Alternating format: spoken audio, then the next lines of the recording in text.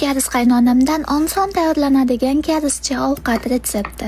Ko'ksiga qo'shiladigan vermishelimizni yaxshilab qaynatib olamiz va 3 qoshiq qovurilgan kunjutni yaxshilab ezib chiqamiz. Chunki qovurilgan kunjutni yaxshilab ezib chiqsangiz, o'shanda ta'mi juda ham mazali bo'lib chiqadi. Ko'ksiga qo'shiladigan har xil vermishellar bor. Bizniki esa grechkadan tayyorlangan vermishel.